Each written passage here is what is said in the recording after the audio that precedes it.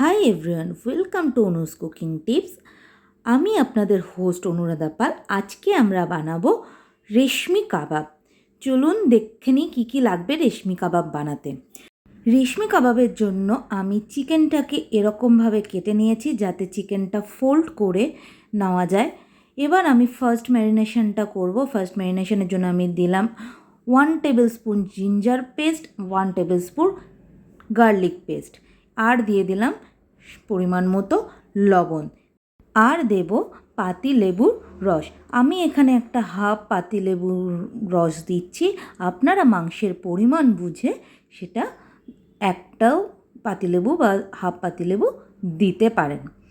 এবার এটাকে আমরা ম্যারিনেট করব। ম্যারিনেট করে রেখে দেব 30 মিনিট মতো। এটা হবে আমাদের ফার্স্ট ম্যারিনেশন। আর অ্যাড করে দিলাম সামান্য পরিমাণ গোলমরিচ পাউডার। এবার এটাকে মেখে নেব ভালোভাবে মেখে নিয়ে আপনারা বাইরেও রেখে দিতে পারেন বা ফ্রিজেও 30 মিনিটসের জন্য রেখে দিতে পারেন। আমরা এটা ম্যারিনেট করে ফ্রিজে 30 মিনিটসের জন্য রেখে দিয়েছি।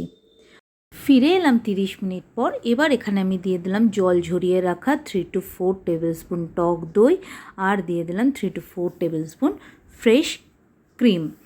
আর এখানে আমি অ্যাড করে দেব কিছু মশলা, দিয়ে দেব সামান্য পরিমাণ ধনে গুঁড়ো, আর দিয়ে দেব গরম মশলা। আর এখানে আমরা ইউজ করব বাটা লঙ্কা বাটাটা আপনারা যেমন ঝাল পছন্দ করেন সেই অনুযায়ী দেবেন। আর দিয়ে দিলাম ধনেপাতা কুচি। আমরা কম ঝাল খাই বলে আমরা লঙ্কা বাটাটা একটু কমই দিয়েছি। আর টক দইটা জল ঝরিয়ে নেবেন অবশ্যই, না হলে ম্যারিনেশনটা পাতলা হয়ে যাবে। আগেও মাংসের সামান্য লবণ দিয়েছি, এখানেও পরিমাণ মতো লবণ আপনারা দেবেন, যেমন আপনারা লবণ পছন্দ করেন সেই পরিমাণ মতো। এবার এখানে আমরা ম্যারিনেট করা মাংসগুলোকে তুলে দেব। মাংস থেকে যদি জল গলে থাকে জলটা এখানে দেবেন না, মাংসগুলোকে একটু জল থেকে চেপে নিয়ে আমরা এখানে দিয়ে দেব, না হলে যে মাংসের যে ম্যারিনেশনটা সেটা খুব পাতলা হয়ে যাবে, কাবাবটা ভালোভাবে হবে না। এবার আমরা এটাকে ভালো করে মাখিয়ে নেব মাংসের সাথে। ভালো করে মাখিয়ে নিয়েও এইটাকেও আমি মিনিমাম 2 ঘন্টা তো ম্যারিনেট করে রাখবই ফ্রিজে।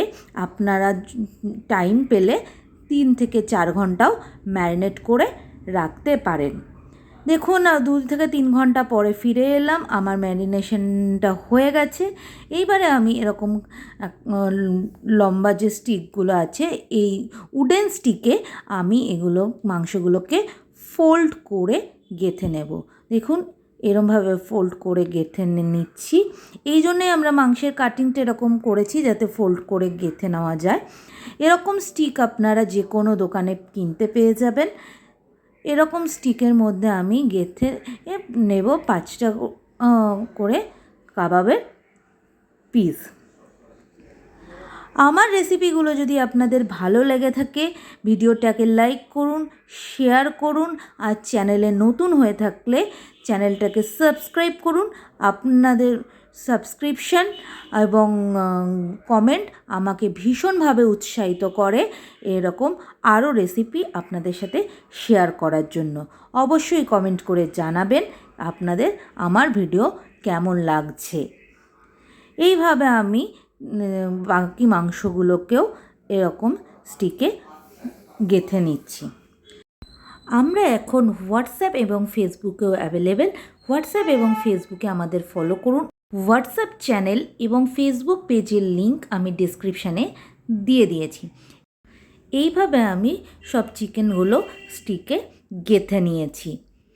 এবার আমরা এটা কিভাবে ফ্রাই করব চলুন সেটা দেখে নেওয়া যাক।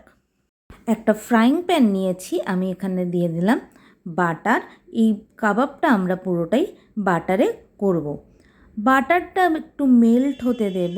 বাটারটা মেল্ট হয়ে আসলে বাটারটাকে একটু হালকা গরমও হতে দেব। গ্যাসের ফ্লেমটা মিডিয়ামে রাখবেন, না হলে খুব তাড়াতাড়ি গরম হয়ে পুড়ে যেতে পারে। বাটারটা আমার প্রায় মেল্ট হয়ে এসছে। আমি একটু হাত দিয়ে চেক করে নিচ্ছি যে কীরকম গরম হয়েছে। আমার বাটার হয়ে গেছে। এবারে আমি কাবাবগুলোকে এই ফ্রাইং প্যানের মধ্যে বসিয়ে দিচ্ছি। কাবাবটা ফ্রাইং প্যানে এভাবে সেট করে দেওয়ার পরে আমি ঢাকা দিয়ে 4 থেকে 5 মিনিট মতো এটাকে হতে দেব। 4 মিনিট হয়ে গেছে। এইবারে কাবাবটা এক সাইডটা হয়ে গেছে। এবার আমি অন্য সাইডটা ঘুরিয়ে দিলাম যাতে মাংসগুলো ভালোভাবে সিদ্ধ হয়। দিয়ে এবার আবারও আমি অপোজিট সাইডটা হওয়ার জন্য এটাকে ঢাকা দিয়ে অপোজিট সাইডটাকেও ভালোভাবে হতে দেব। দিয়ে আবার কিছুক্ষণ পরে 4 মিনিট পরে ঢাকা তুলে আবার একটু ঘুরিয়ে দিলাম যাতে মাংসটা দেখুন এখান থেকে সামান্য জলও ছেড়েছে। তো পুরোটা ড্রাই হওয়া পর্যন্ত আমরা করব। আর মাংসের গায়ে একটু লালচে দাগও হবে, সেই পর্যন্ত আমাদের এটাকে বানাতে হবে। এবার আমাদের দেখুন রেডি হয়ে গেছে রেশমি কাবাব। মাংসটা একটু লাল লালও হয়েছে।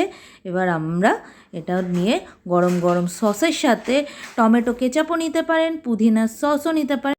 আজ এই পর্যন্তই। আবার নিয়ে আসবো এরকম কোনো নতুন নতুন রেসিপি।